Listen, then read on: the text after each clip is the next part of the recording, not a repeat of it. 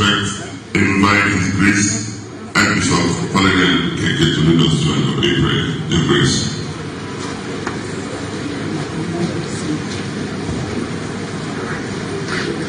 The Lord be with you. Heavenly Father, merciful Lord, we come before you with all filial devotion and attachment. We thank you for the great state which you have given to us. We thank you for all the blessings we have received from you individually and collectively. May all glory, honor, praise, and thanks. The life of the nation be truly the life of the nation in every aspect that is positive. May peace and progress be our portion. May our sojourn here today, may our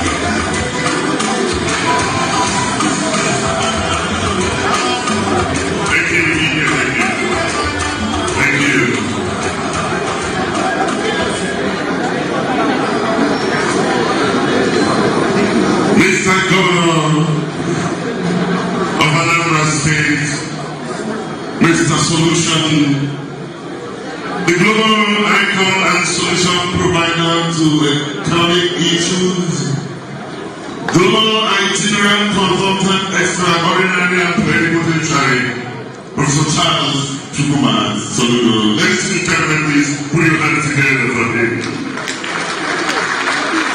The Secretary to the Government of Anambra State, very eminent Professor Solo Chukwuma, for him, please. The Chief of Staff to His Excellency, Mr. Governor, Ernest Agi, Mr. Deputy Speaker, Honorable Right Honorable Pascal Akwalike, please put your hands together for him. Very distinguished Senator Ben Obi, and the distinguished Senator Uche Ebunife, please put your hands together for them. His Royal Majesty Igwe Nnemeka Achebe Agbogidi, Yoruba Chairman Anambra State Traditional Rulers Council and Southeastern Nigeria Traditional Rulers Council, and the Igwe Nnemeka. Please put your hands together for them. Our religious leaders, your graces, your lordships, venerables, archbishops, etc., etc. I want to appreciate all of you. Please put your hands together for them, ladies and gentlemen. Our service commanders, the police commissioner, Commander DSS, Army, Navy, Correctional Services, NCDC, FRSC. A round of applause for them, ladies and gentlemen. Commissioners, district here present, special advisors to Mr. Governor, Deputy National President of our People, Chief Damian Okeke, please put your hands together for him. The Answer to President, Barrister Titus Abudo, please put your hands together for him. PGs of town unions, market leaders, local government transition chairmen, youth leaders, captains of industry, gentlemen of the press and fraternity of the pen, distinguished ladies and gentlemen. Number two, not the mental preacher. Who was the governor of Rice, Kaija, the Kaituani Auchi? Kaituani, needs a person, Nchapo Budai, Nudom, Nubudai.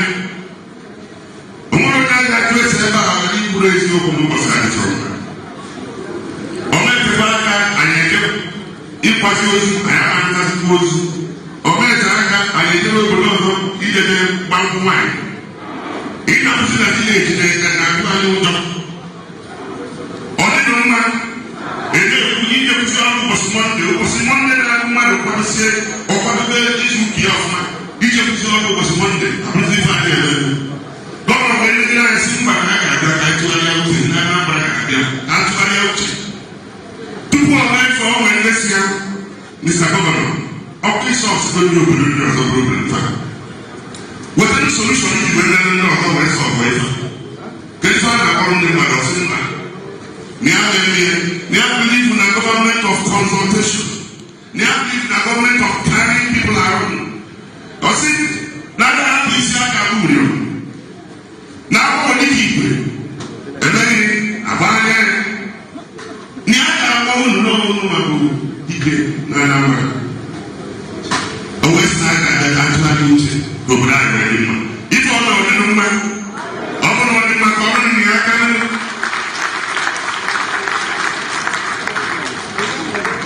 Come on, I say, Nan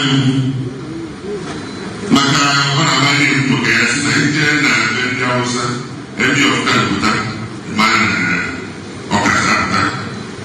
They didn't tell you about your fever, and I like His Royal Majesty, Agbogidi, Obi of Onitsha, Royal Majesty, Obi Nnemeka. God, the one who might be found at the end of that, all my dear, was only for a share. Of my dear, a party for peace, building and security, and Anambra State and the first Southeastern Nigeria. Agbogidi. Please put your hands together for him.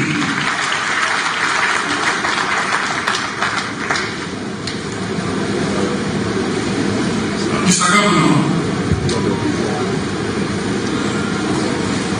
Professor Chukuma Charles,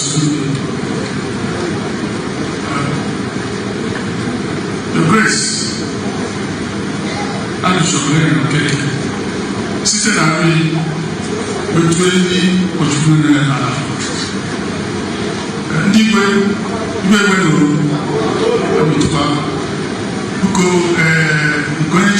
and distinguished senators, honorable members, our service chiefs are here, congratulations, that are like who was when you look with a co-op with that.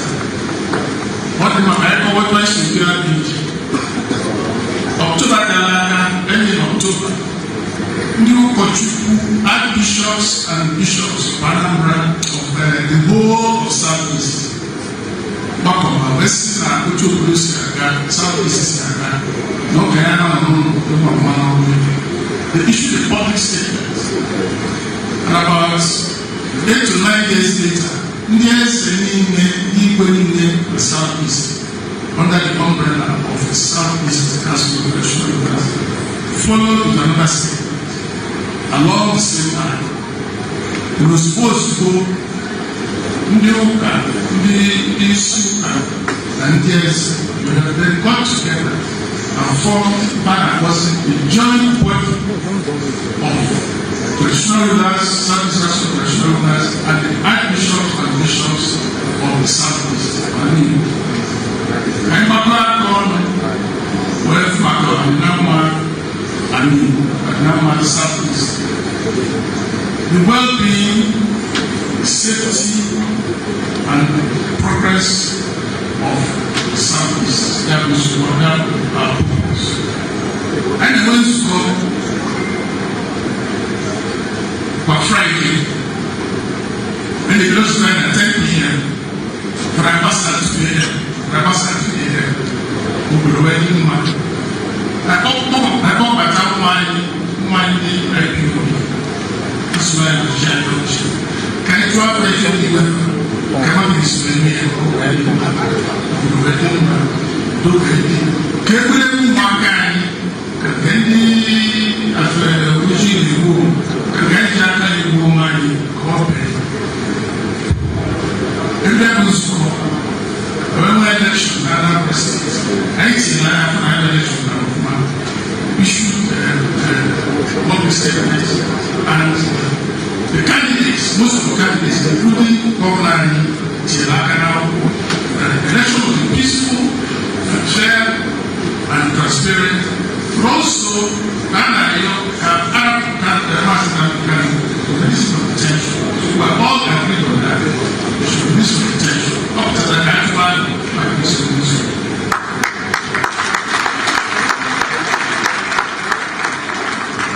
And what's the election?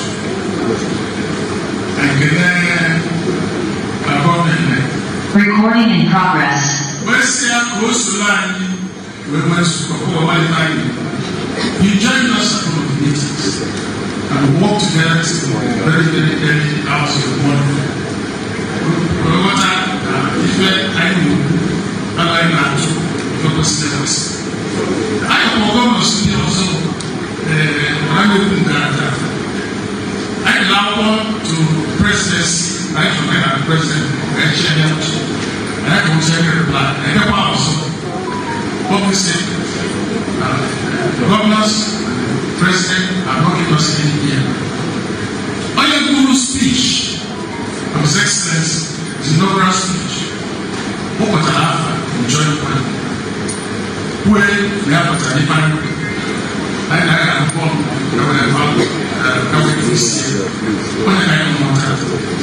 The regional governor, I never spoke twice again. Last night, I never spoke till way after midnight. Any this morning, whatever cheap which I did, I can go take it out to this question when you get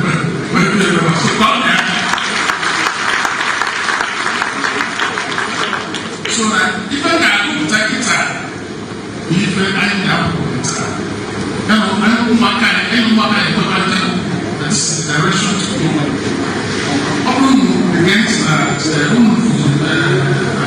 announcements.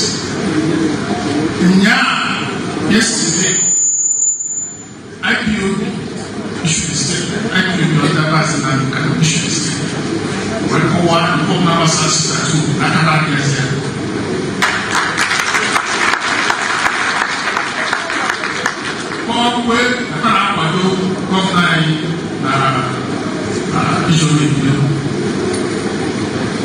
This morning, in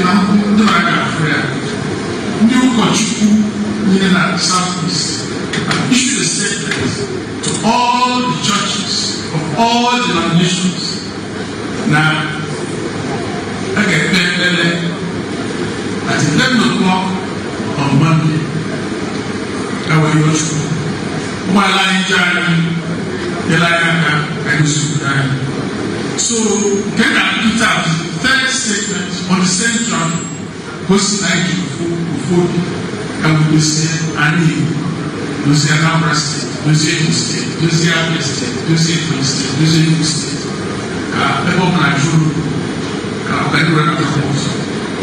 So that what I know about that, what can we do? Where was I?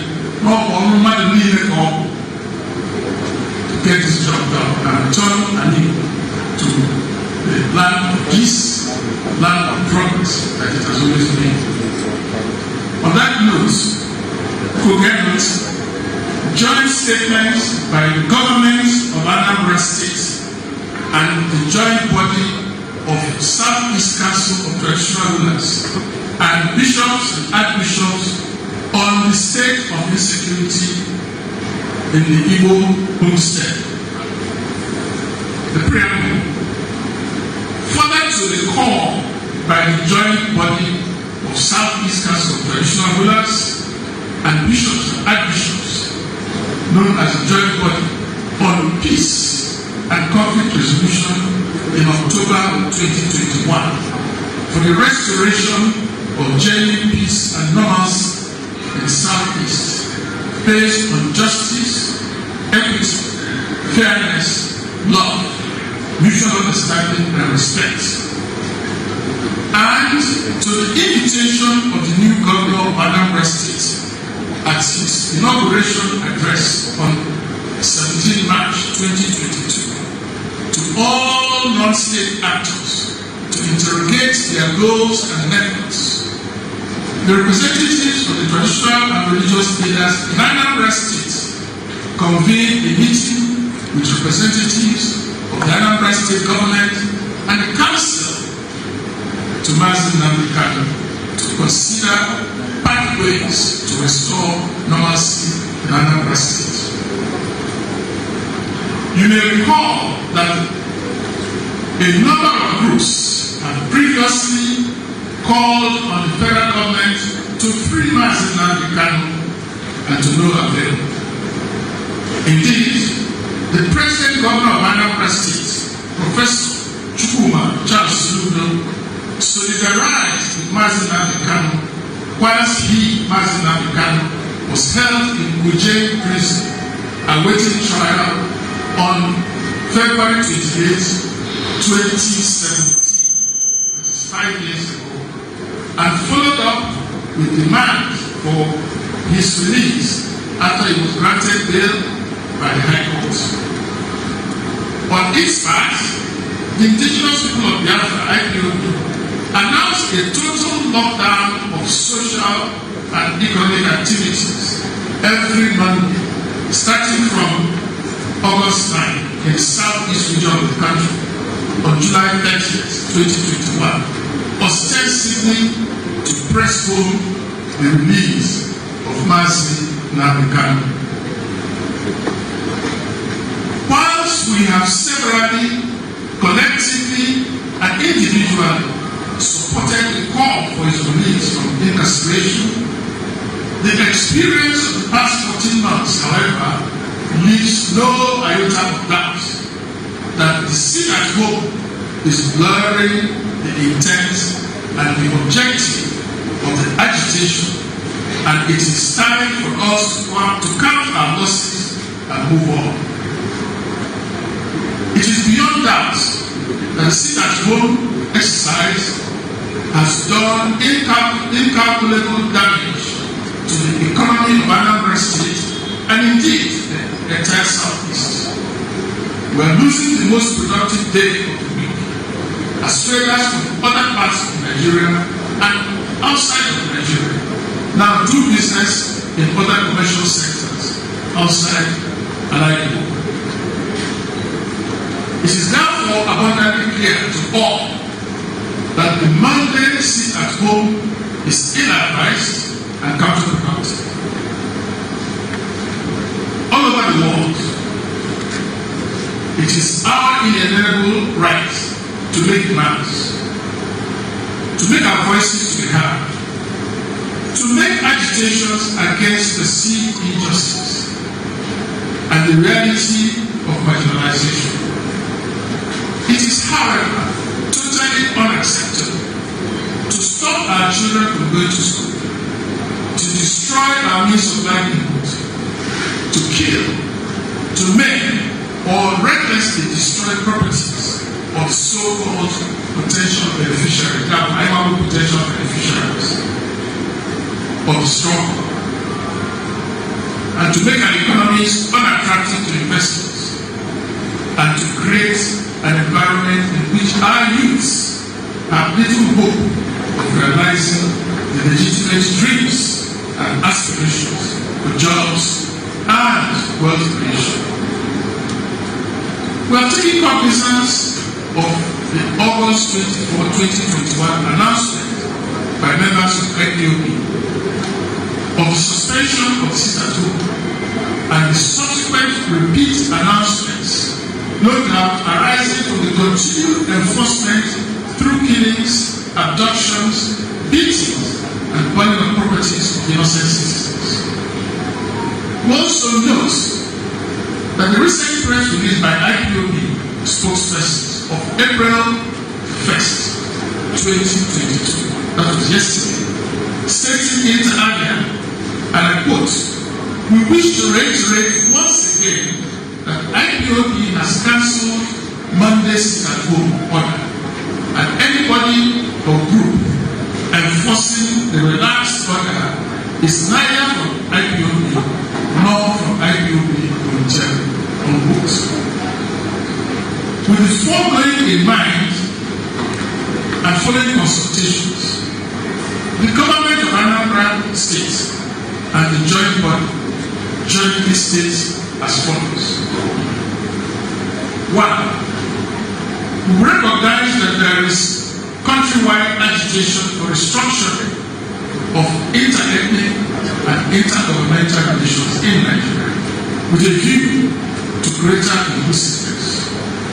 We therefore share the genuine concern over the political and economic marginalization of the southeast geopolitical zone of Nigeria, a major part of the agitation by IPOB.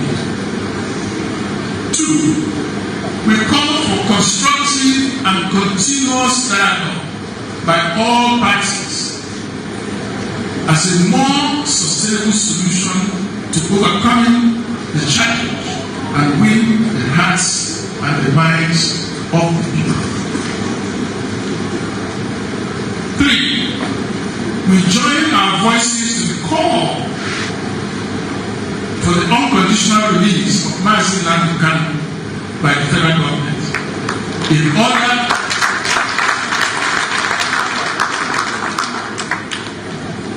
to douse the current tension across the southeast and create an atmosphere of collaboration towards a constructive resolution of the issues. Accordingly, we jointly present to the people of Southeast and other Igbo homesteads at home and abroad, all over the world, the following immediate steps. A. We call on all criminal elements masquerading as working under the instruction of IPOB or ESN to cease and desist from further acts of violence and criminality or face the implacable force of law and order. 2. B. We call on all who may have taken up arms in the belief that their grievances could be achieved only through armed struggle to lay down their arms. The government and the good people of Anambra State hereby offer the olive branch for you, for them, or to return hereby undertake to train and rehabilitate and empower you to contribute to our homestead development.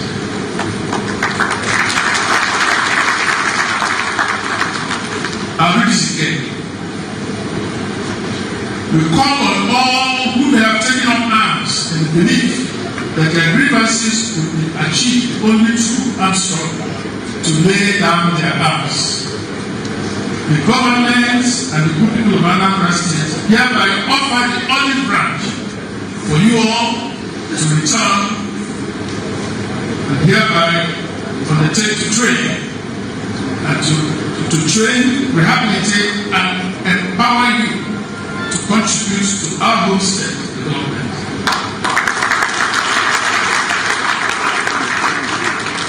The centers where our youth can register for help will be announced very shortly. C. We call on all injured and aggrieved and victims of the insecurity in our life over the past 10 years to step forward and cooperate with the Truth and Reconciliation Commission that will be inaugurated by the Anambra State government next year to conduct an inquiry into the remote and immediate causes of the agitations and documentations and examination of the circumstances surrounding the killings in the southeast and recommendations on the road to sustainable solution. This is following the pattern of the Truth and Reconciliation Commission in South Africa, which was inaugurated by President Nelson Mandela, for mutual forgiveness and mutual understanding to go forward hand in hand. D. We declare Monday, April 4th, 2022 as a day of prayer for peace for our life. We implore the Anambra and all religious congregations to join in this important day of prayer. It will take place within the premises of the cathedrals, the churches, prayer houses across Alai by 11 a.m. on Monday, April 4th. And we enjoy the faith wherever you may be across Nigeria or abroad to pause and join in fellowship as we seek the face of our Father, God our Father. It is the expectation of the joint body that the conclusion of the prayer session shall mark the end of sit at home in Anambra State in particular and in Southeast in general.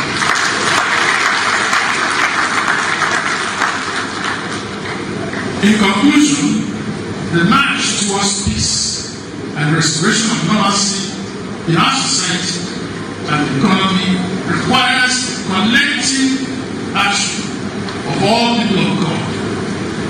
We thank you for your time and commitment to the restoration of peace and the upliftment of the people of Anambra State and Igbo homestead and Nigeria at large. Signed, for traditional rulers, myself, and His Majesty Igwe Santos, Chairman of the Igbo State Council of Traditional Rulers. For bishops, His Grace Archbishop Valerian Keke, Archbishop of the Catholic Diocese Richard, and His Grace Most Reverend Tochikus Oko, Secretary and Representative of the Archbishops, and Anambra State Government Professor Sulu Chukwuka, Secretary of Government. Goodbye now.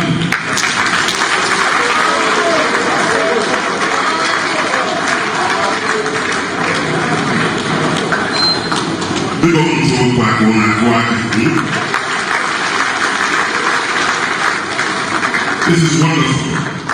I think this is clear signal that we are ready for true reconciliation in Southeast Nigeria. Time for us to count our losses and move on is now. I have planned to come about Mr. Governor, permit me to welcome to this occasion. It's one Debonia Eruga, Speaker of Anambra State House of Assembly, Right Honorable J. you come for. Please put your hands together for me.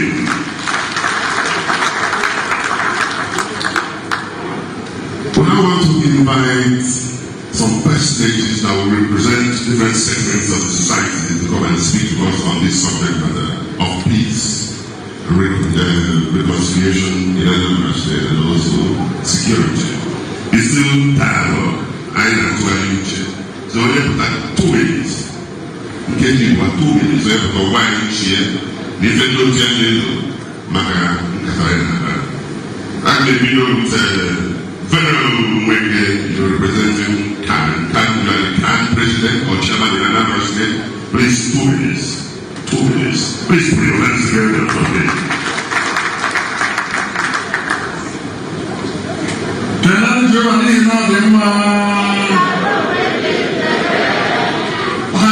The governor, I will your grace.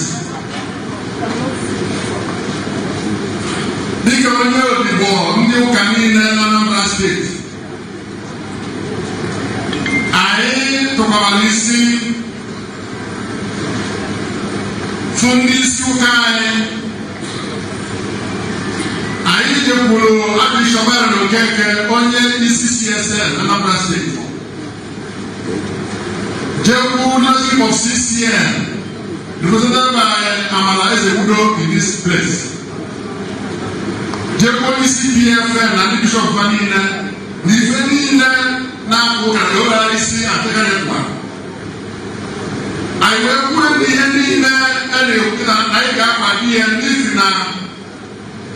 Isio Kunu Najo, Bukara, Punam de Kano.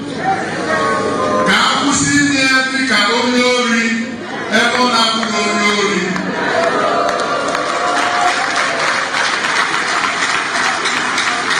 Kapusi ni Akaje. Dene niwu asino mwili wada. Siri niwu ede Nigeria sina mmadu gabo ni kwa na amaro ogeni na asini ba mia. Obi aga nuka yuwesi ni ipe mkurumoto kawai akoni ya. Naba kudoniwe ina kuma ndi government, ndi uka, na ndi eze ordinary, na ndi PG na marobe. Ife ndi ekusi mbu ndi uka ndi noneba na ndi suka. Umu furgesi wena edosi nyabu ofe, gowe kwa weso uso. Oya maluwe mwono kia. Nyati ife ndi adi kudeba na olu. N'oge ndi ugwese. Obo ebe nye tuwa. Ife ewe ni tampuru na Anambra State bụ ebe na-eke ụka niile. Anambra State bụ Christian State more than any other state in Nigeria. Ya bụ na ọ ga-abụ ihe ọmụma niile na ndị isi ụka niile ndị a na-enye anyị kwado na-eburu ozi a bunye na abalịsisi na Mọnde ka anyị ga-akpọ ya okwu dị prayer section as calm.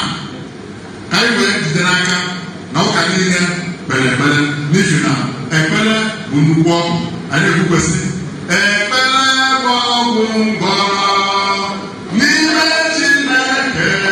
Ekpere bụ ọgwụ ngwọrọ anyị ga-agwọ kwee ya.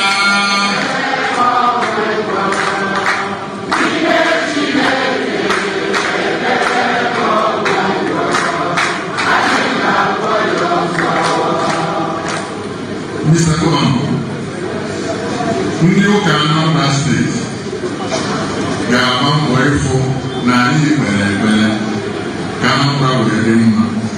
Ndị isi ụka niile nọ Anambra State kwadoro ya fasịrị ka ị ga-agba na baakụ gị n'azụ. Ekelekwe m unu. Thank you very much, Reverend. Prayer is the key. Prayer is the key. Prayer is the master key. Jesus started with prayer and ended with prayer. Prayer is the master key. Please put your hands together for the venerable. Thank you. Mr. Governor, with your permission, then I invite distinguished Senator Uche Ebiri to speak with us.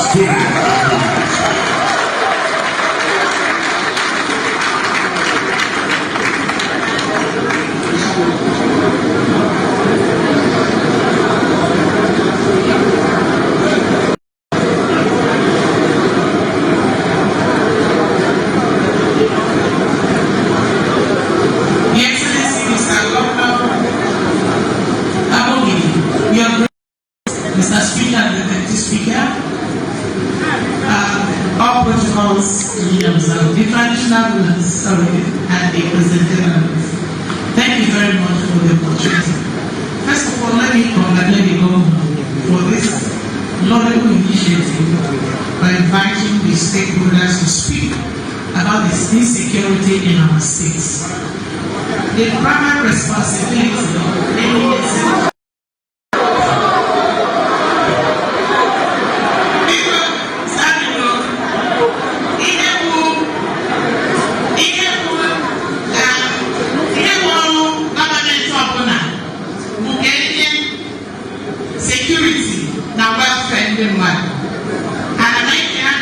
our brand new governor goes to no watching the data. And again, the last speaker, the Reverend Oguno, pray. In the Bible, God says, watch and pray. To pass up the lesson, also watch and pray. When we pray, we have to watch over our environment. Overall, state down. When it's the individuals down, but when I talk about people, in the security, I know every house, every street, every home. Only man and I see something, say something. Very critical. If I fire the fire to Lord, on every fire now we hear now faces in the air now. Also strange face or report that to the security. When they die in here. So if I bring the government again, but let me also say, now co-parenting, so that the major problem I know today, parents are the men and a form of money. First one from the lower back. Then two, Kaina, Adam, Nene, Olu, Abu, Asa, a hungry man is an angry man.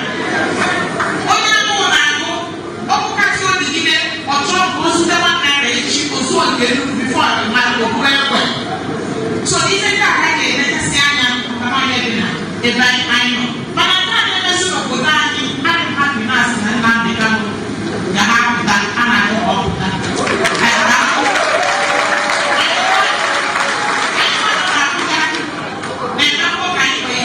Strengthen the legal team, that is not man. I will get the baby far. People. All I have done is get the pass. Now we put our next intelligence government. But I know put that like this way, man. But I need to see that you put it on. You put it on. I'm not passing it in there. So can you say what intelligence government? Like, okay, the numbers, I'm not going to speak on here. All important. Now you can ask establishment. State orientation agency. It is very, very important. Okay. Before why if when our city, they can give a one pound. If I ask my blog goes in Bama and every street they went back and have one, and then I only very important line for that agency in Anambra State. So that through that agency and then takes their money. About the rights of citizens and the rights of the government. So it wasn't the best way that in the area. So that's not too much. That's what I mean that you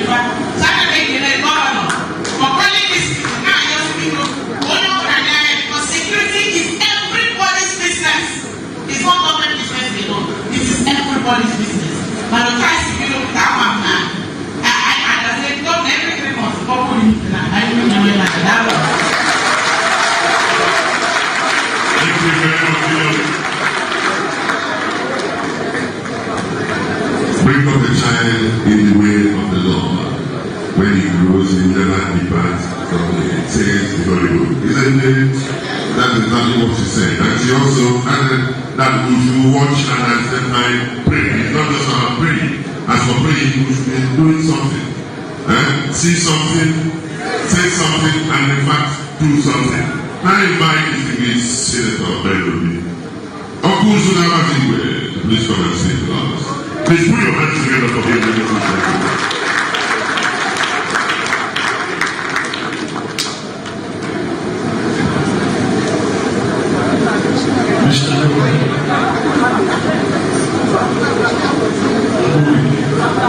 His Grace, Mr. Speaker, Deputy Speaker, people American man, people is in our phone, they need to live in not able from governor of money to governor of people.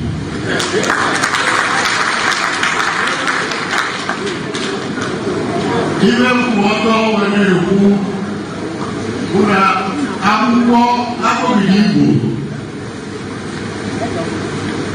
So we have our I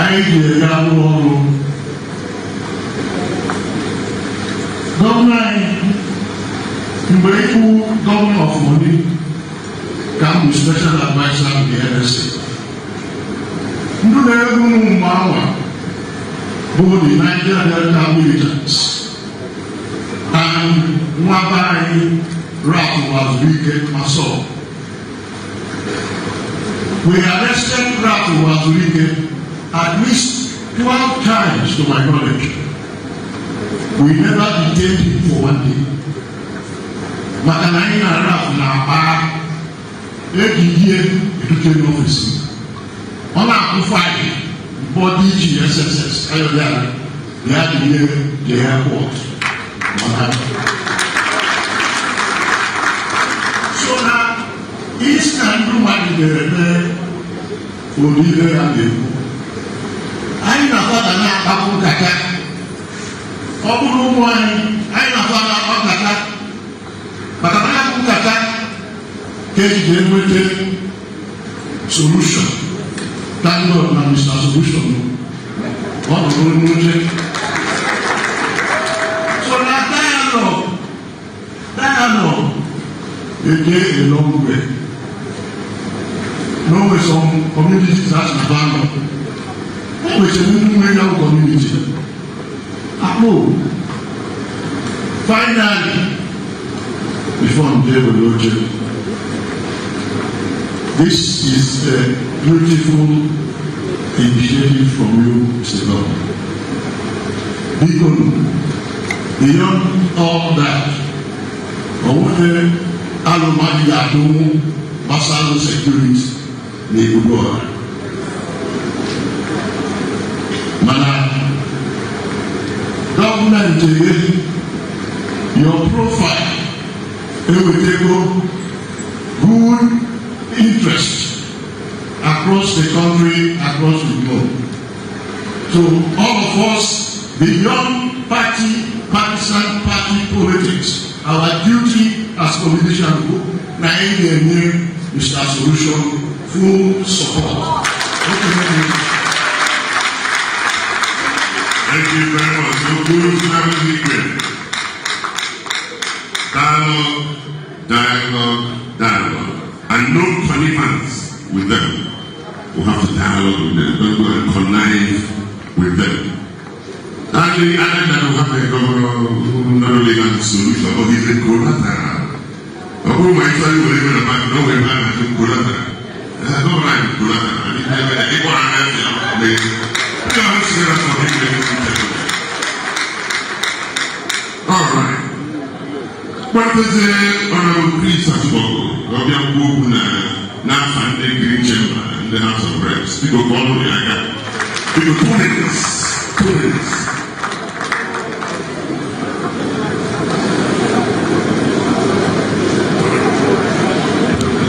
Thank you. Your Excellency, sir, the Executive of Anambra State, Your Grace, Mr. Speaker, Deputy Speaker, distinguished senator, this is in Anambra, the Bishop,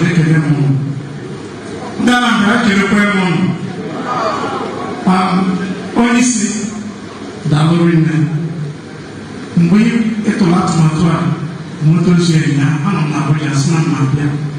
Macanifa, the Queen of the Lord now. When I know what the nation need, I want to go.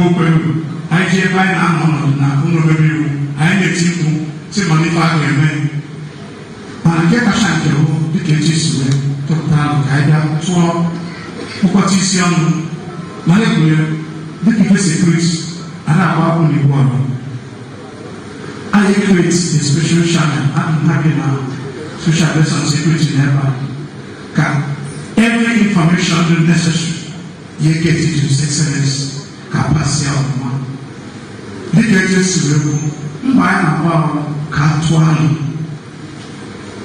ndị na-eme agitation anyị chapụta na ọchịchị onye kwuo uche onye na ọfụma okwu ike iwe akpa nwee nghọta ewee na-emekwa and ọbụrụ anyị ji egburu mmadụ ife anyị na-ekwu na igbo bụ aka egburu ofe n'ọtụtụ aka mmadụ maka na ha bụ ife a na-ekwu na-ekwuzi ife a na-eme onye ọbụla na-emebisi ife anyị nwere ime onwe anyị nke na-eme nkịta bụ nke anyị na-eme onwe anyị so anyị agwa onwe anyị eziokwu gwa ndị ọga anyị na-agba anyị amata obi ịgba eziokwu mana ife anyị akọwa ndị anyị na-anọ na Naịjirịa anyị anaghị ekwu okwu na asatọ nwanne nwaanyị ekwuchala okwu si na anyị agba mbọ tụọ alụ kwụsị ife na-emenụ.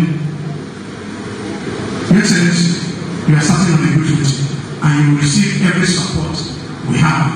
I have the privilege and by special grace of God and the efforts I have made, we will make sure that we resolve the problem because only denying Anambra State our rightful position.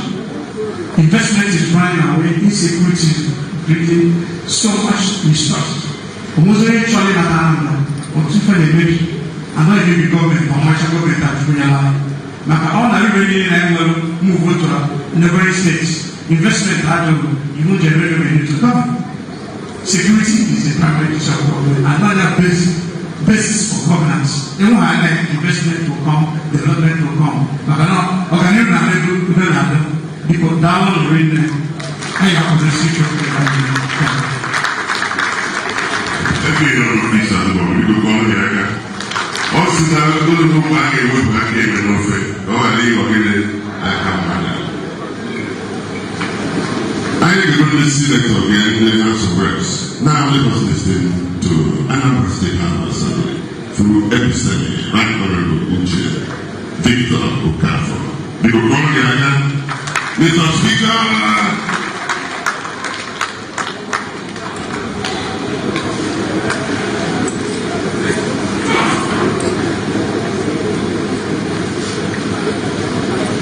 Mr. Governor, Your Grace, Mr. Deputy Speaker, again, SSG, Special Advisor Security Chief of Staff, and Chairman Asatu, Ekenemun, individuals,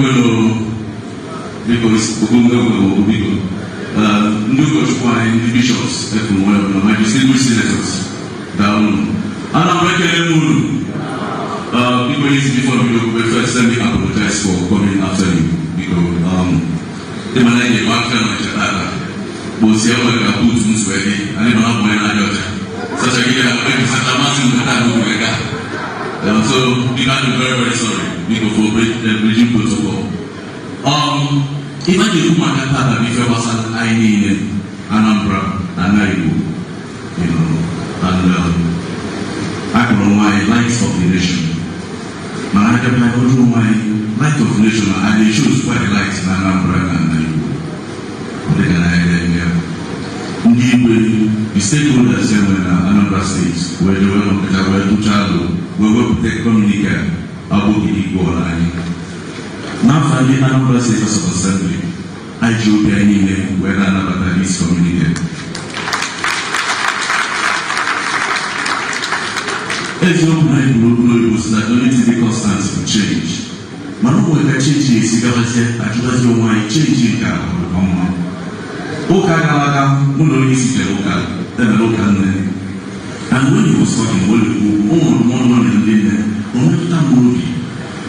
As you know now, then I know natural can have been successful, now progressing.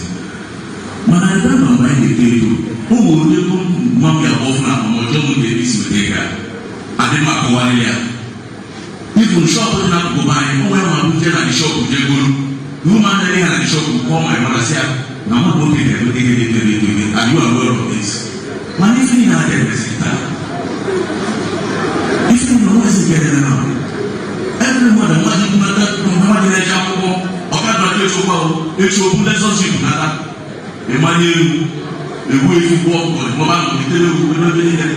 Without asking, get anything else in there. I don't know who governor I am, but I'm living in a local Galaga. I hear you who I am, not the one. What do you know? What do you know? Oh, this is about the woman. Find the Pussy man later. On the book, I said, the woman that they put in there. I don't see people. Can you oh, if it's network, I will put it in another way. Neighborhood watch in every area of the state. Neighborhood watch or neighborhood policing. The police are the police are the in Nigeria, not the talk of Anambra State. As the police in Anambra State, more than no one police streets in Anambra State. So no I call there to police our various neighborhoods. Always to that government in all police. Also, problem one day, kilo the food, we will take what it is. Mama Papa one about before. The more police, California, West People, now for the Anambra State of Assembly. Mr. Speaker, Mr. Governor, sorry, New Bishop, New Kochuku, before Puna, House of Assembly, who would die and where they call the Bunambo, Anambra State of Assembly, Thank you so much. Thank you, Mr. Speaker. Guys, I'm not going to be Mr. Governor, you're on the line.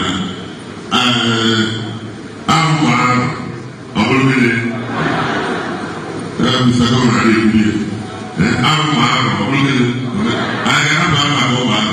I'm before they give you.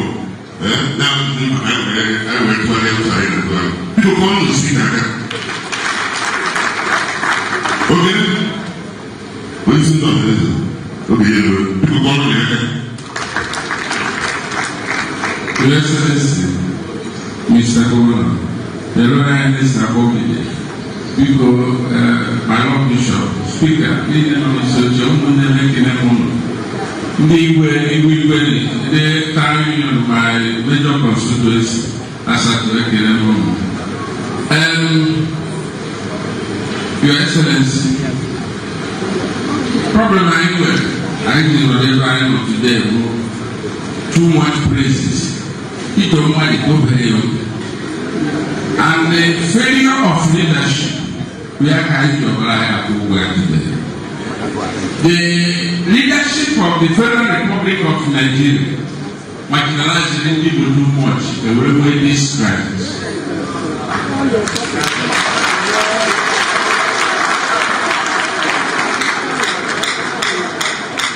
And therefore come, excluding you and the governors of Southeast, in their inability to meet together to discuss the issue of Southeast is what we are paying for it today.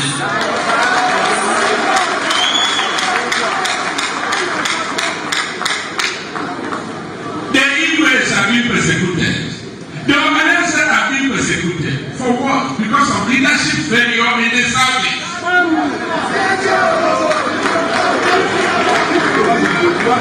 Why? You are being silent organizing. All the proposals, neither they can aware what they were designed not by God, but by them. We can equally handle our problem here if the Southeast governors are unity. We can solve it right now. Because they're fair. And today, apologizing to the Igbo's message to Anambra, who are representing our nation. The failure of the Southeast governors is our failure. We apologize to you. Solution. We are going to support it is either now or never. Organizers cannot save Igbo's situation now. The governors of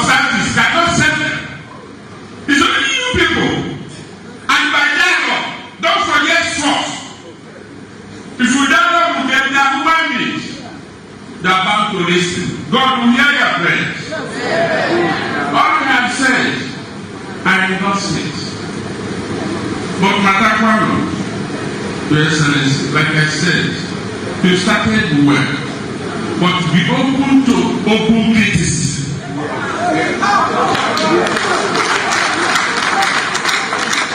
What am I saying? If fish dropping from the head, the tail will not be spared. As relation.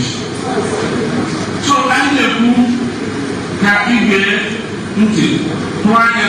to my very good special advisor on security. My little man, if you show me a TG Basa, you can let the city, Chihuahua Basa, and not really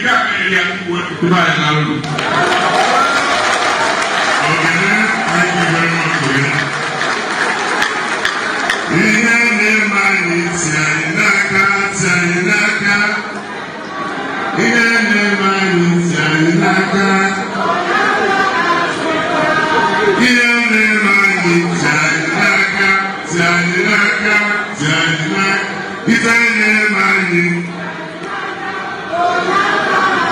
Thank you very much. Okay, please put your hands together for him. Let us listen to the youth here.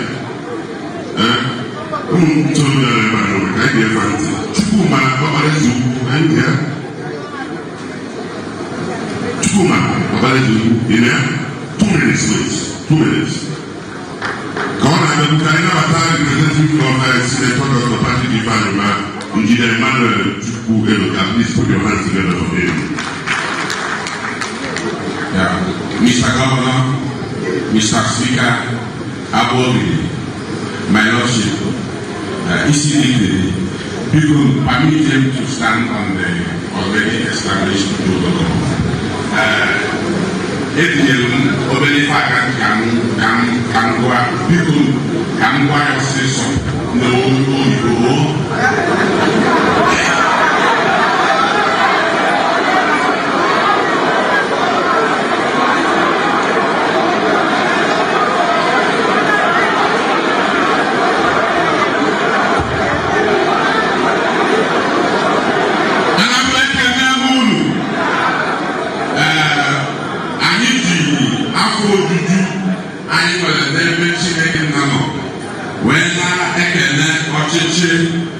Governor C.C. Soludo of the government of Anambra State, Nyana Olosotia, Bo Dr. Onyekachukwu Ibezim. Obuho maka naha Melundi youth invite to this meeting. Kama no maka naha they like this opportunity to make contribution. IFA was the first of its kind, and we are so grateful. Udo na nchekwa obodo bụ ife dị oke mkpa maka uto na ọganihu n'obodo ọbụla. Mana ndị ntorobịa bụkwa anama mwepụ maka udo nakwa nchekwa zuru ezu n'obodo ọbụla. Anyị ama mwepụ mmegide ya bụ injustice, enweghị ọrụ, unemployment, idleness nakwazi agụụ n'ife bụ isi sekọndịrị butelu ọgbaghara niile nakwazi enweghị nchekwa zuru ezu n'ala Igbo. N'ihi nke anyị na-recommend ife anyị na-atụnye bụ ka all the political prisoners nweta justice. Ndị niile a na-ekwesịghị ijide na nga eji na nga ma ọ bụ edebere ebe a na-ekwesịghị idebe ha na mmegide ekwesịghị ka ha nwee justice.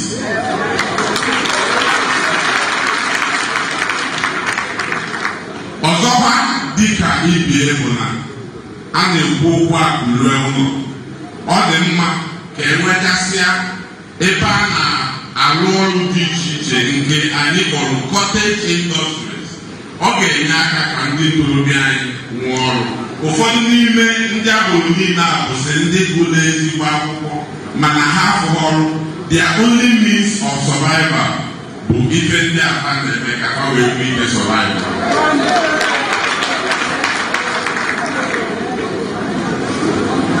Ife ọzọ anyị na-ayọ is ka ebe ife akpọrọ youth rehabilitation, rebranding and reintegration. Ọ ga-enye aka ọma nwezi onye nọ nkịtị aka si abịa mee ife n'ezighị ezi maọbụ ife ga-emebi obodo. Ọ dị available for that. Na nghọta nakwazi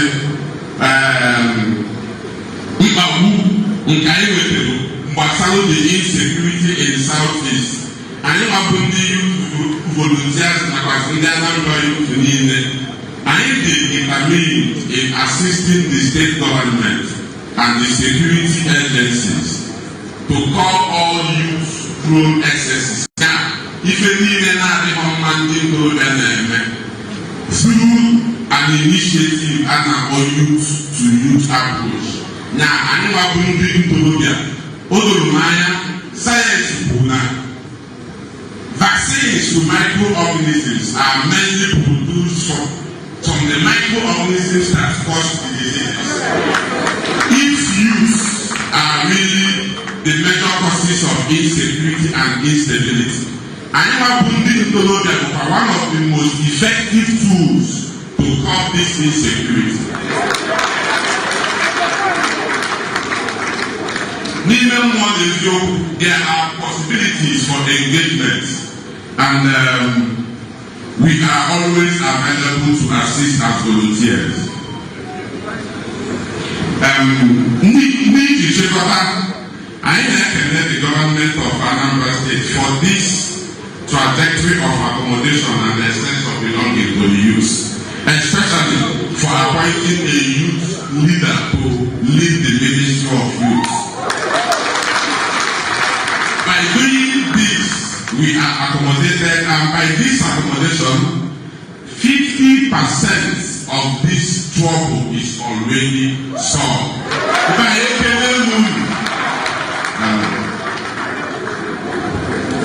Not too young to run. Okay? I do the same thing. I want to lose it. I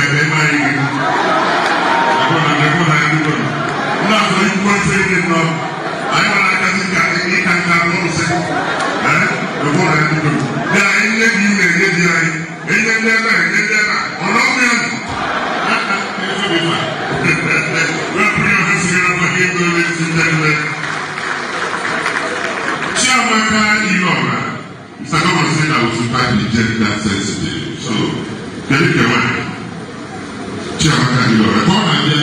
I saw one illustrious Anambra son, the chief first of Lady of how many people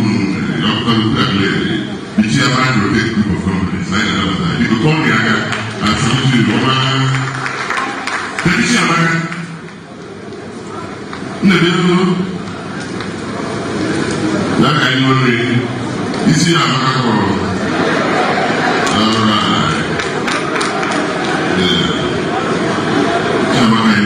we have 2 minutes.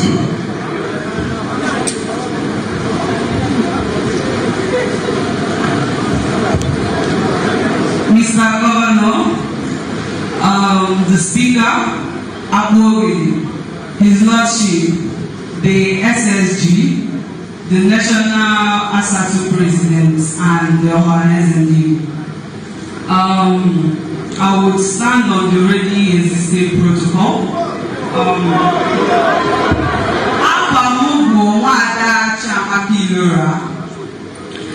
In as much as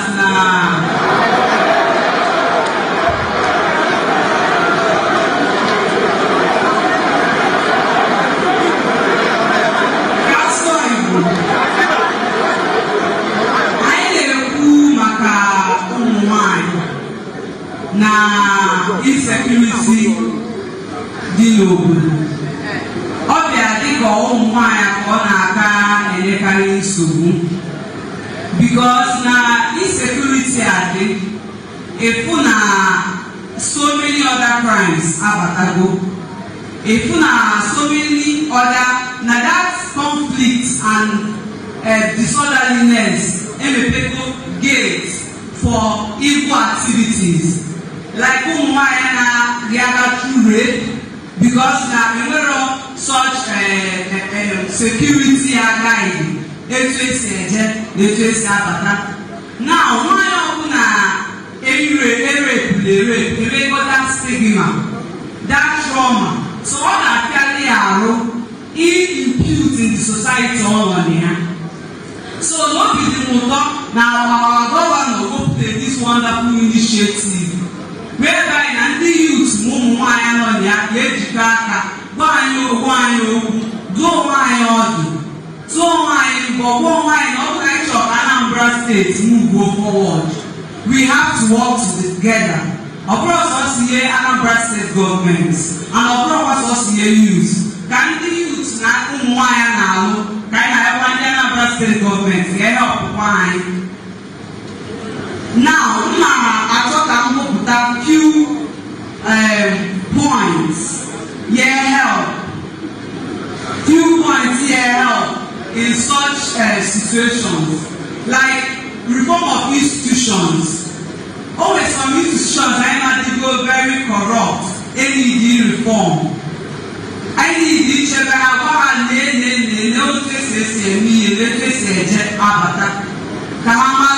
So that the youth, they will not be the youth no more. A lack of intimidations. Then, in as much as rape and others,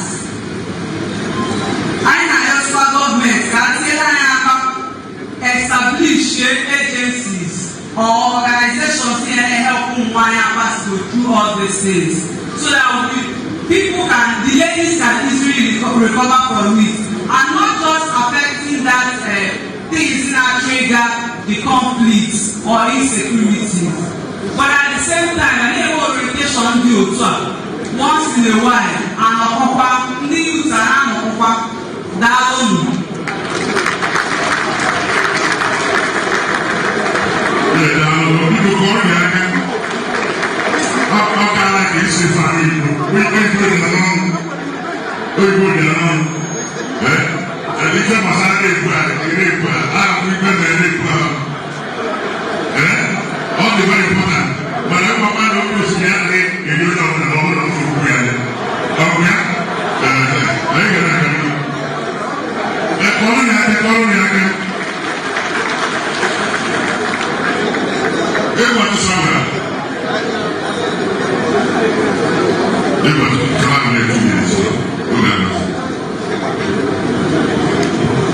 His Excellency, Mr. Speaker, His Grace, Abobi, distinguished senators, House of Members,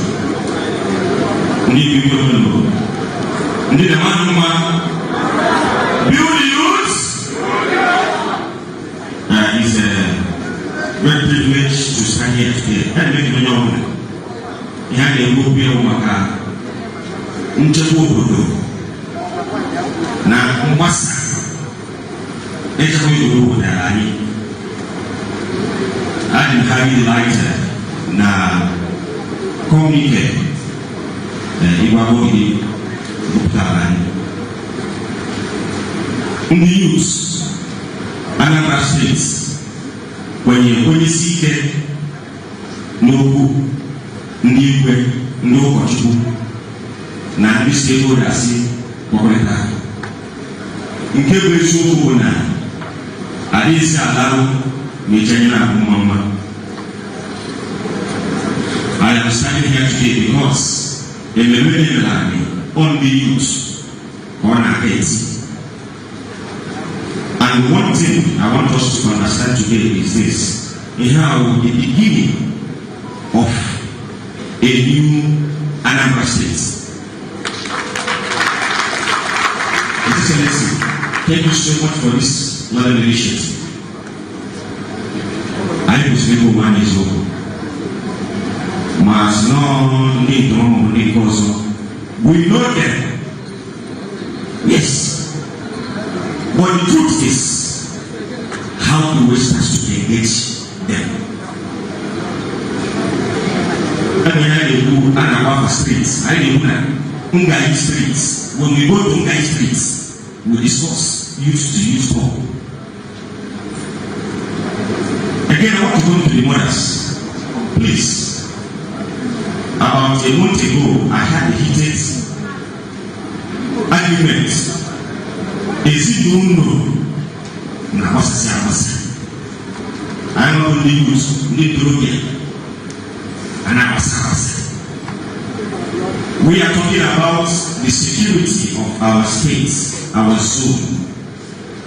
I want to thank about the Namibian Maka, a process to release our brother Anambra. He is a youth. And also I said, we all know so you tell Neko Nemo. So we are standing here today to support every positive agreement. Open security and a clear number. And then I'm actually appealing to His Excellency. I'm going to have a committee, special committee on this, can be used to buy a ball. Maganai will secure against SARS and really hurt and that's not happening. When we will need to be done and over here. I will not get no friend before I come money. If you see something, you do what? If you see something, you do what? Build yours. Then they move. Thank you very much. All I can say is that he is concurring with the very nice world. We are only there for concurring.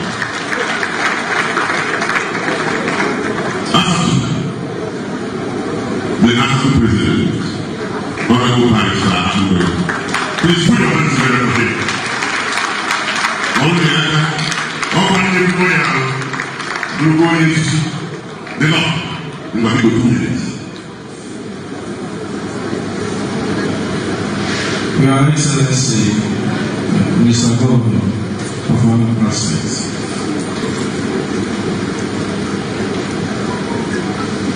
Vice Speaker Abobi, His Grace, the most distinguished senators of the Federal Republic and other members of the House. Answer to question. N'ụbọchị ndị isi Israel, ụmụnne m ndị ọzọ niile, ekele m nnọọ. Mr. Governor of Anambra State, ụmụnne m na Anambra. Ọ ife gbapụta si steeti Obia. Ife eji gbapụ ebe a taa bụ maka okwu dị anyị n'ọba. Unu ma ọ bụrụ na akpaburu okwu n'ọba n'ụkwara iwu a. Ụkwara iwu Anambra steeti anyị. Asatụ bụ otu jikọtara obodo niile nọ n'Anambra steeti. Ọ ndị PG na ndị igwe bụ ndị na-enwe okpomọkụ niile na Anambra taa. Ọ bụfa ga-aka bugarị, ọ bụfa ga-aka ndị ọzọ niile bụ gịnị ụmụfa. Nna anyị Agụogidi agụpụtago ihe niile ekwu. Ezigbo gọvanọ anyị akpọkọtago anyị tata ka anyị tụba alụkọ ya site mma. Asatụ as a family na-enye nkwado n'ihe niile ahụ 100%.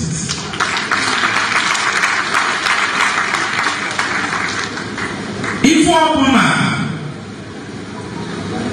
a ga-eme ka Anambra steeti dị mma,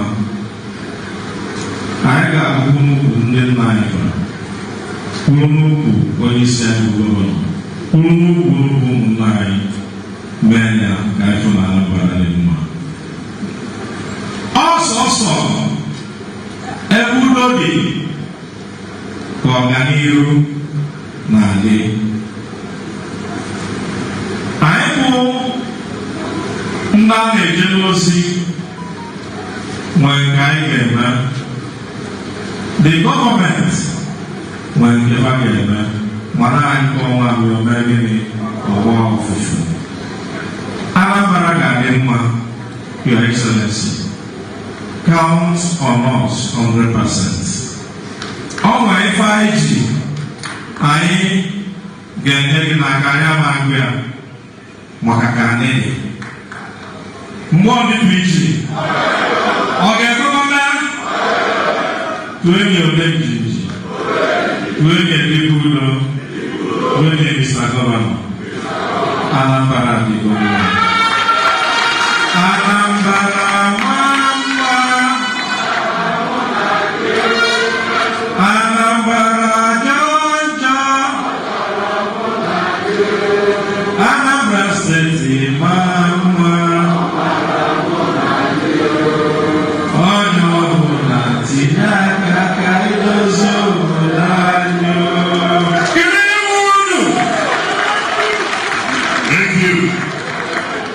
Thank you very much. Thank you. What's that you coming on the leg? How about you for everybody? A story for another day.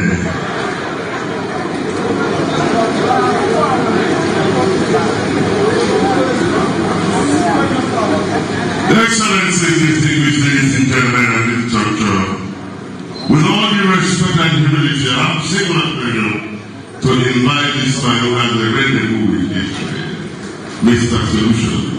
Ladies and gentlemen, Solution is here. Say it with me. Solution is here. Mr. Governor, please press the stars to put a solution for you. Anambra bueno, mono, suono, cachano, Biko, Mr. Speaker, Deputy Speaker, Your Grace, Your Royal Majesty, Imperial Majesty, Your Royal Majesty, His Majesty,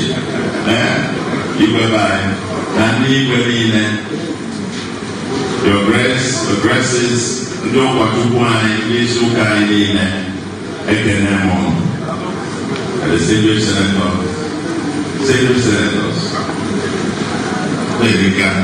distinguished former minister, then our security chiefs. They are here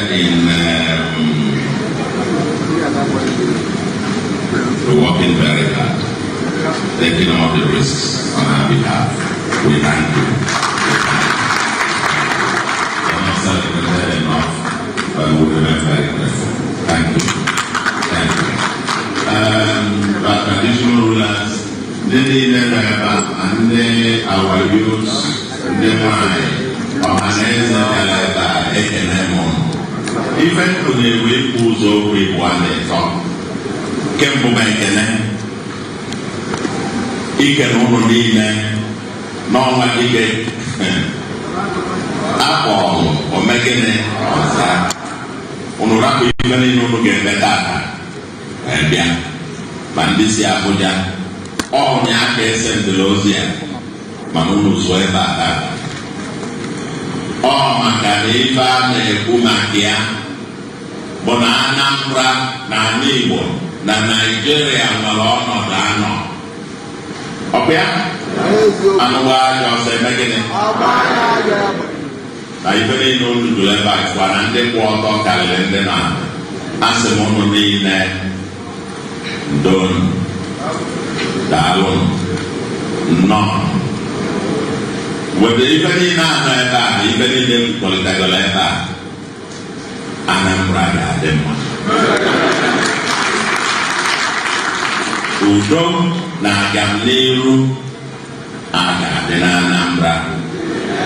Emnanya Father Loje Deputy Governor Gano. I tell of Bogota, on Monu, I know of I now Bambo, ka anyị na-alụ ọrụ a unu gwara anyị ọfụ. Anyị kere igbocha bọta niile mgbe anyị lụ ka anyị fụ na ọ nwere whole street ma ụzọ esi eje ọcha nja ma ibe niile dọta ejigo dọta wee kpochizie ebe niile moto a ga-agbazie mana a na-ekpochi ya. So arapụrụ m ebe a wee nọtawa Ọnịcha, Anambra must be clean, Anambra must progress, Anambra must grow. So ife isi mba ekene ikene ụmụ bịa kene the joint body in particular maka na okenye ada nọ n'ụlọ ruo amụọ n'ọbụla. They rose up to the occasion. Mgbe e na-ele anya ọ dịka mmadụ anọ fa wee kunie na emere election na Anambra November 6. Anya anyasị niile fa mụrụ wee mee na o mee. Ọ darọba n'iyi Chineke nọla ekpeleta n'ụdị ya effort and ife dịka ụlọ kelekwa maka inwe the joint body of the traditional rulers and the clergy.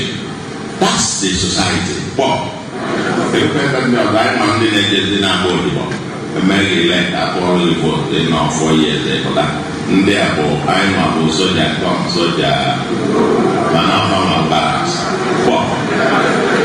ọfama barracks soja kom soja go barracks will remain on their barracks ọfama bụ ide dị ụlọ and make an effort when they can never in particular for this joint statement. The joint statement, who get to live in Ango. I want, as government of Anambra, that the joint body of bishops and traditional rulers in the southeast may agree Nifa Agopota. When I see I need a neighbor, need to check up here. I need a neighbor, or when you Nifa Agopota. When I found the roadmap to the next step, now we can again. It will not know. But I'll let my another there. I said,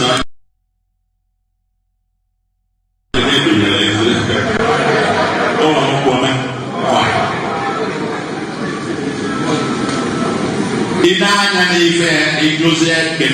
the next steps. I think the fundamental point there make Nigeria's wedding. Insecurity across on an Igbo. Oh, Uzurumbono. Uno na mbaga ebenge ma plane na digario ma train na gaga ma ibani.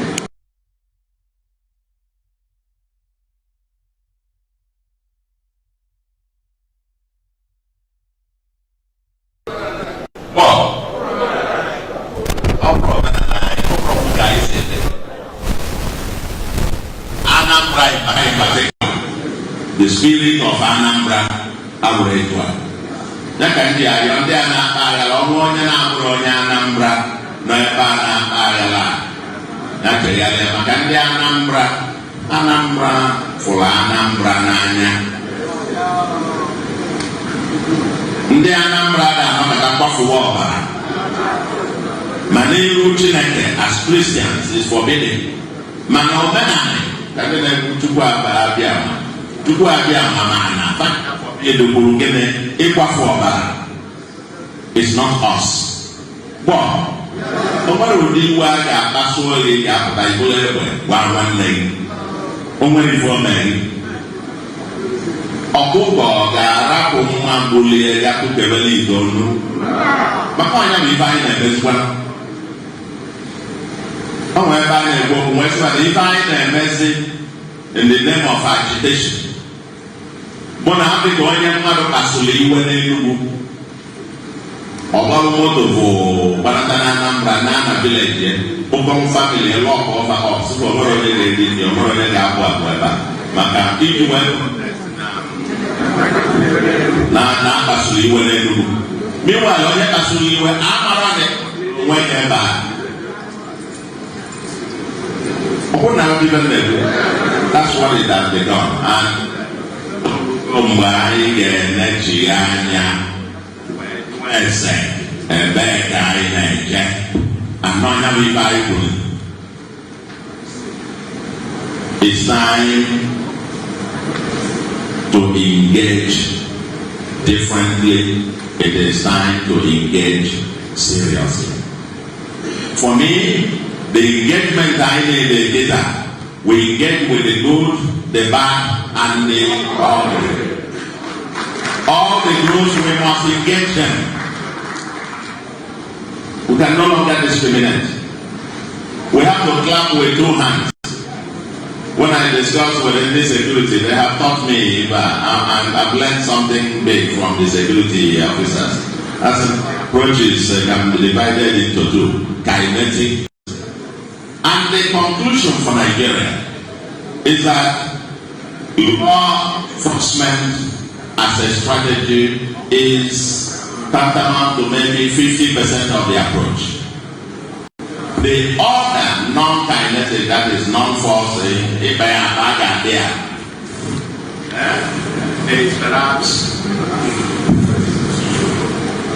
the others, which I call engagement, will be the other 50%. Even more in the present circumstances I know. And in engaging the people, we don't discriminate. We will engage the good, the bad, and the ugly. Miabolona will get to the solution. At this time around, we are open to engage and consult with everybody. We need peace and security in our land.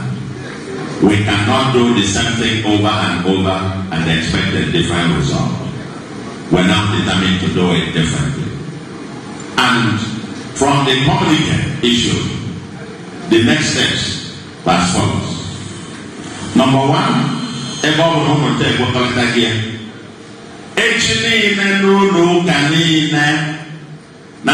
announcement about bishops. Another communicate about the issue this morning. No can I get my announcement all the town unions, all the organs, there should be an announcement, town criers, that on Monday we should all troop out and go to our respective churches. 11 o'clock, the bell will ring all over Anambra and all over Igbo land to signal a change for the prayer for our homeland and for Nigeria to begin. Are we fight clever? That's number one.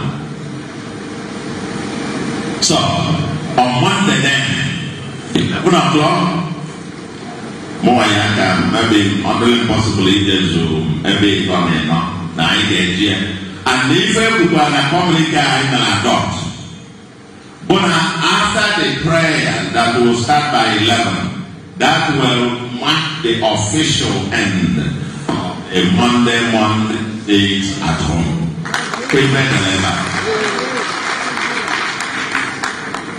Part of it also, which we commit,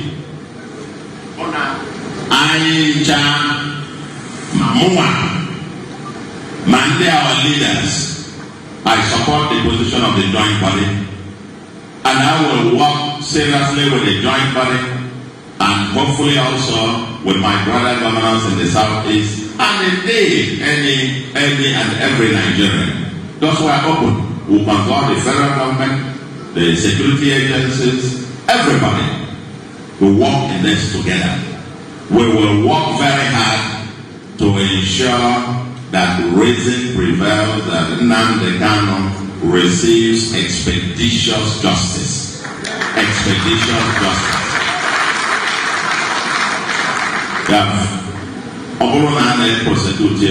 Prosecute him and let's see, and let's go to the court and then have it expeditiously dealt with.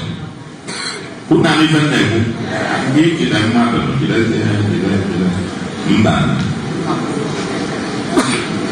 justice delayed.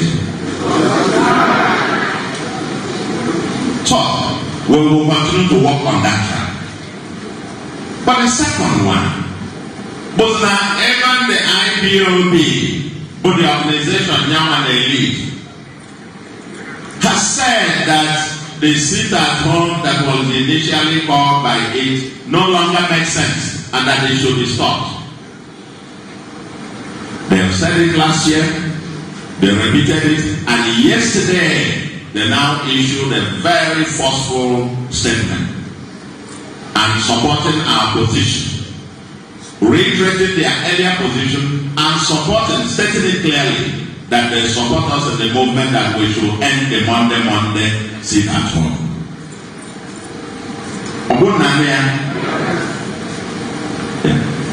In essence, Igwe, no. In other words, my main body, my IPOB, my everybody, we've come to a conclusion that the sit at home, Monday sit at home, is not the best way, it's not the way to protest. It achieves nothing. Now you got on any way they protest, or they cutting off his nose to spite his face. Or a toy protest, like I said, Marabasoli when they do in Anambra. Wow. So in a protest against marginalization. And it says as a way to protest marginalization.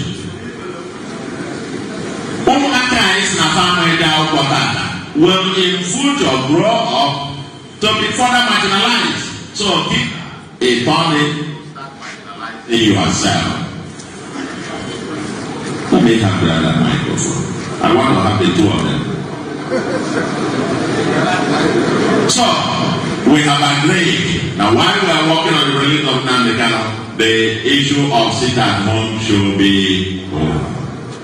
Now that IPOB says they are not part of it, we also charging on them to join forces with us to ensure that any other person trying to enforce the sit at home is a criminal.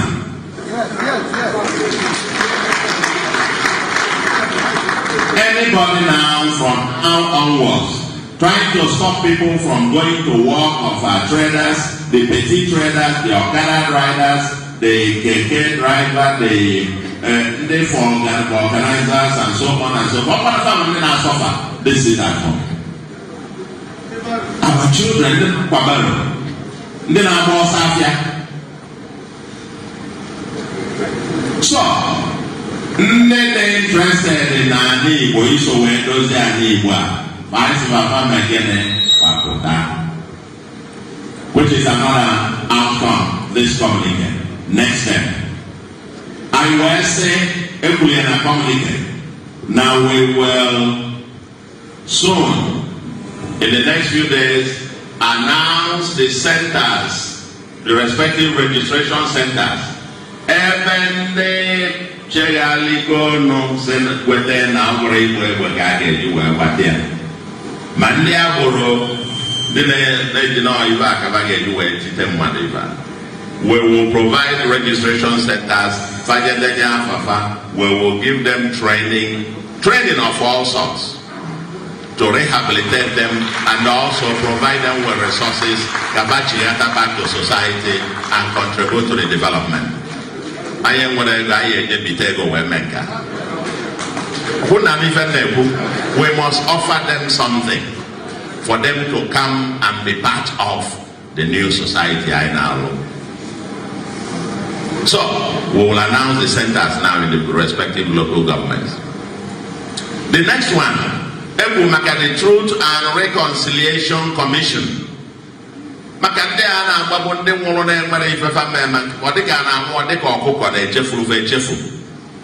Kemgbe a ga-ajụgode nwee a process a ga-ejedo ụmụaka kedu ife na-ewe ndị ụlọ ka egbuo ya egbuo we documented ndị niile a na-eme agba onye egbe ebe a nwụọ ejebulie ndị ọ dịka ọkụkọ nwụọ I got documented ife a niile ma the circumstances faji wee nwụma and so on and so forth ma etu o si wee mee wee ma akwụkwọ ife na-akọ ọsọ ife bidobulie n'izizi o nwego ndị kwụsị maka parenting and so on and so forth. If I change go, I'm not nwoke ọrụ ukwu ka ọsọ ajọ his lordship gwara anyị ka ọla ya ụka emesị ọgwa anyị onye ebe ọbụ a na-asị ya ka eke ife dị ọsị na nwa m ife na-eme nchonchi anyị wee dọkụmentị ife a megoro nchonchi wee mara etu ife a ga-eme ya ka obodo dị mma. That Truth and Reconciliation Commission, I can announce the membership and the terms of reference here, and it will be when we'll say that if not to cut across Igbo land and Manafage Bidogoro na Anambra, ndị nke ọzọ ụmụnne anyị ndị nke si na ọkọba afa anyị ejekwuwe ebe a mana anyị ga-ebidogodi ya na Anambra maka ichebe mgbe a ga-esi n'imi wee lara ụla chi ga-efo gbọọ anyị na-aga ndị ọzọ na-abịa. The Truth and Reconciliation Commission, I can announce it on Monday. They'll probably have 6 months and we'll turn in their report. Also, the Yankee Bazuze, Epugi Eba, Nanya Bolo, the Leonia Gene, Onyo Abona. Onyo Abona will leave for game, Anambra Dema. Anambra is secured, Onyo Abona will again, Olo. What I kill him will Olo. Okenye nwere ọrụ, youth nwere ọrụ, nwanyị nwere ọrụ, nwoke nwere gịnị ọrụ. Nke ị nwere ime gịnị itinye. Ọ bụrụ ọnọdụ nke ị ga-eme inwe ọnụ ikwu okwu. Onye abịakwuo isi ya eziokwu a na-marginalize anyị ọkwa ya. Mana you cannot be afraid of death and then go and commit suicide.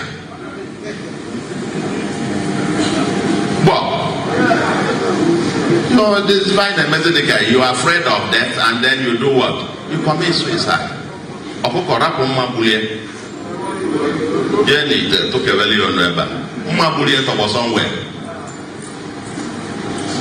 That's not the way to go. It's now foolish act.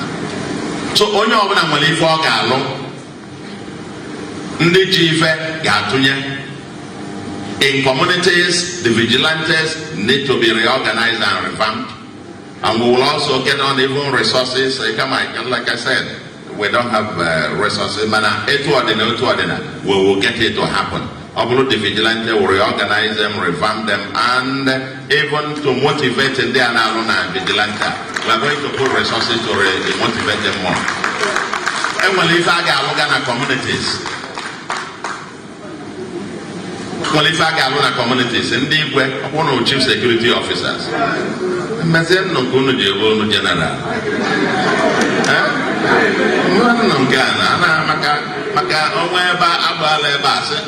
Governor. I was the chief security officer of that state, that community. So I'm a guy bank, fly a bank and the bank communities again. Go make it. No, everybody secure community and Anambra will be secure. Oh yeah. And so when I get met to we are going to be launching the security trust fund very soon. No more nine then on Lagos and then on Abuja. Yes, and then alone about in Oka. We are saying another invitation or say I say I want name Abia.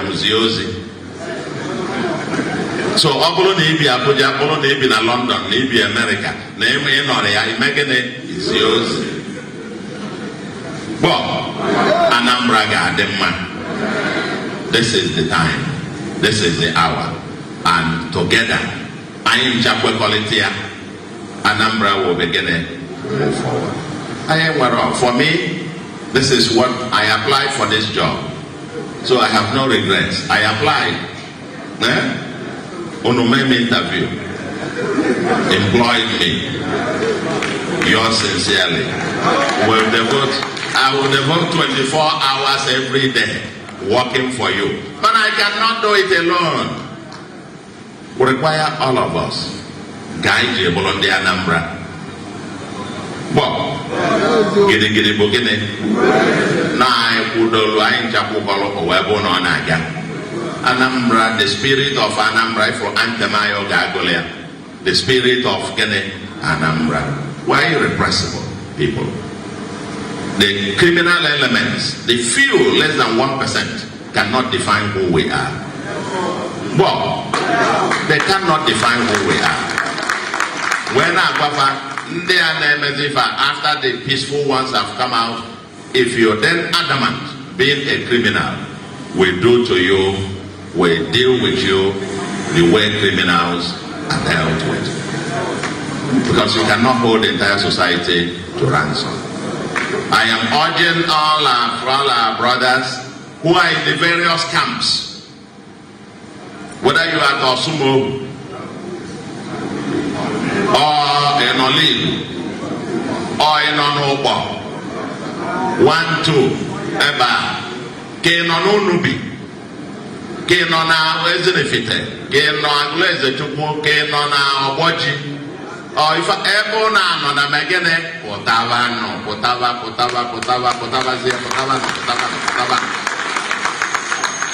Yan kaido zebai. Makanka abrondo. Obum mane megane. Oboe bwege megane. Ananekwe.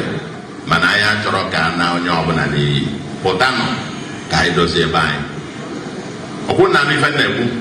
Potano kai megane.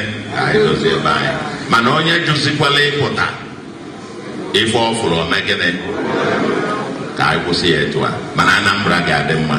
I think by Monday we will all group out, say the prayers led by our lords, our bishops and priests all over Anambra and the Igbo land. And ultimately Anambra Gabe ndi ọzọ na-emegide na-abịa maka na ndị a na-ekele mmadụ. I am the Anambra and we must be the light of the nation. Thank you very much. Thank you, Mr. Governor. If you want to give a standing ovation, go ahead and do it, ladies and gentlemen. I cannot hear you. Put your hands together for Mr. Governor, ladies and gentlemen.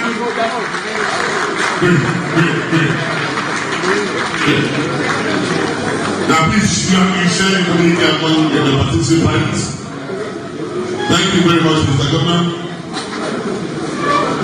As you take your seats, please, I want to remind us that we have food. There's food for everybody here. So as soon as Mr. Governor leaves, we just settle down and we'll have food.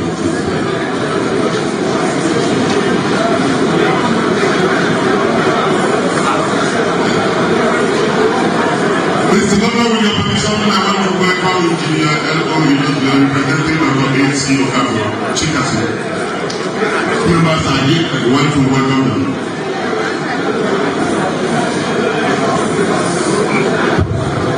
Please, in this document, Enugu State Traditional Rulers Council, His Majesty Igwe Lawrence Agobozu is not chairman of the state. Please correct that.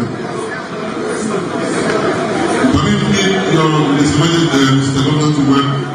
Igwe Professor Lance Ekwebe in our midst. Igwe and Anambra.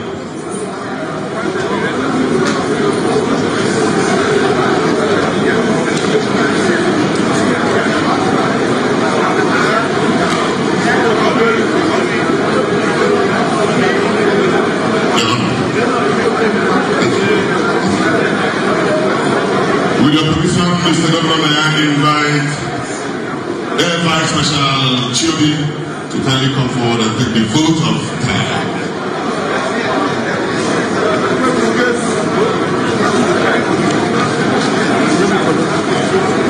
Air Vice Marshal Chiobi, please vote of thanks.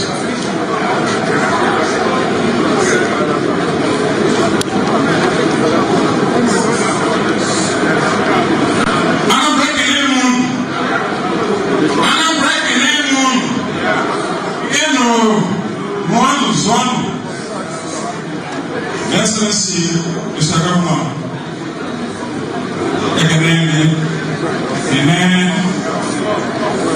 Akobi, ndị ụkọchukwu anyị, ndị igwe, ndị nọrọ ọrụ nche, ndị na-anọchite anyị na Abuja, biko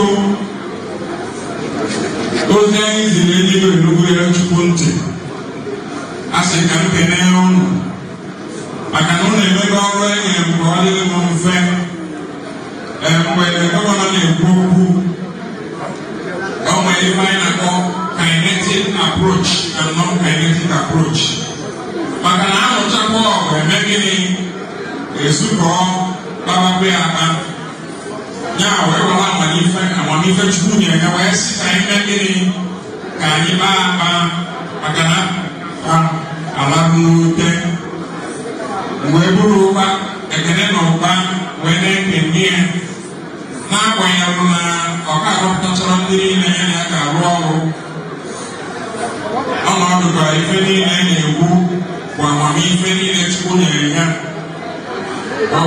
Anambra.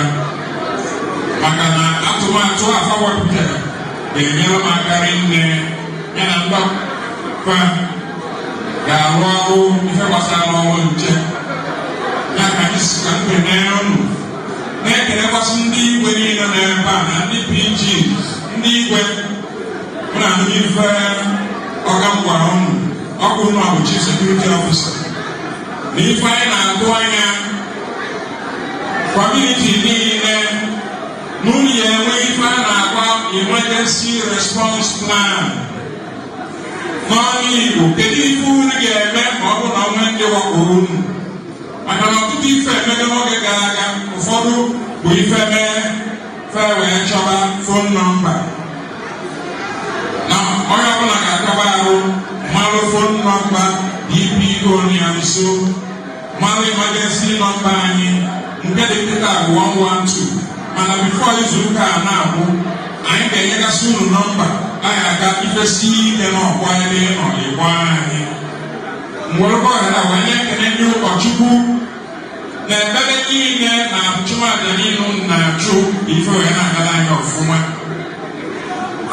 wee na-ekene ụmụ ikorobịa na ụmụ agbọghọbịa na nkwado niile unu kwuru n'ụlọ ya akwado okwu niile unu kwuru edetuchago mfa ncha n'agbanyeghị kọmunike nke edebugo edebugo nke ekwu n'ụbọchị nke taa emesịa rụọ ọrụ ka nsi mmanwụ deela onye isi akwụkwọ lotere ife egwu gwagasị anyị ife niile a ga-eme ife niile anyị chapụtara n'ụbọchị tata wee gaa ọfụma ọ dịkwa mma otu ọnwa tobiko a na-asị na onye nwaanyị ga-edu unu nche niile unu naba unu na n'udo.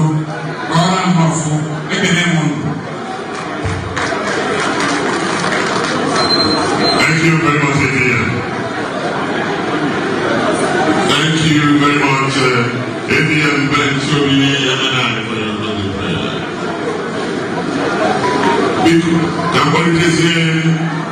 Methodist Bishop, come and take it was in prayer. Methodist Bishop, was it?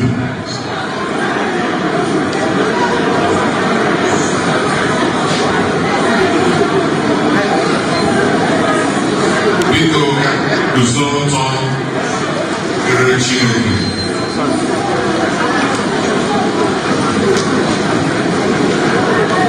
Chineke onye pụrụ n'ihe niile na-ahụ udo na ịdị n'otu n'anya onye n'onwe ya bụkwa nna nke udo. Ọ tọrọ gị ụtọ nke ukwuu ka Anambra steeti n'ozuzu oke zụkọta taa tụrụ elu mkparịta ụka otu anyị ga-esi nwee udo nke ga-atọ atọ. Anyị na-ekele gị na ndị eze ọdịnala niile, ndị niile na-eje ozi n'obodo, ndị ụka, gọọmenti nke Anambra steeti na ụmụ anyị ndị anyị na-agba akaebe na mkpesa ha na a ga-enyeba ya anya. Anyị na-ekele gị na taa ukwu anyị bụ otu ikwerịkọta n'udo ga-achị na Anambra steeti, n'ọganihu ga-adị na Anambra steeti. Chineke gọzie eruru anyị na atụmatụ anyị ka ọ mịa mkpụrụ nke ọma. Ekwekwala ka onye ọbụla nwee obi abụọ mgbe anyị ga na-achụ nta na ọ dịghị onye ọbụla n'ime anyị ga-esi anụ anụ, kama anyị niile ga-eji obi ịhụnanya tutu rue mgbe udo a ga-ezu oke. were amara n'ịhụnanya gị chebe anyị mgbe anyị ga-esi ebe ala. Ọ ga-erukwa na onye ọbụla ga-arahụ ụra n'Anambra steeti ga-eji anya ya abụọ arahụ ụra. Anyị bilie n'ụtụtụ anyị enwe ike ọhụụ na ndụ ọhụụ. Ya mere ka anyị niile gaa n'udo, ka Chineke nke udo chebe anyị maọbụ na mbata anyị, ka o mee ka iru ọma ya mụkwasị anyị ụbọchị niile nke ndụ anyị site na Jizọs Kraịst onye nwe anyị. The national anthem, please.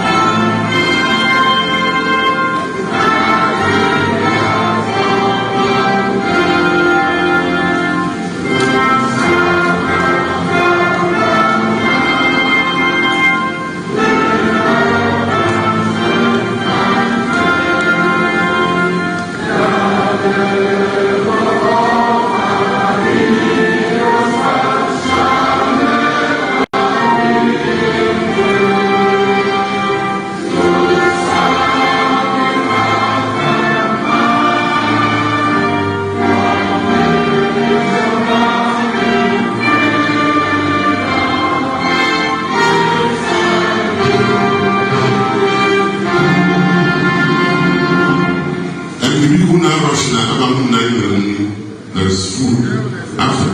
No. Obviously, the representative, any idea where they will be fine.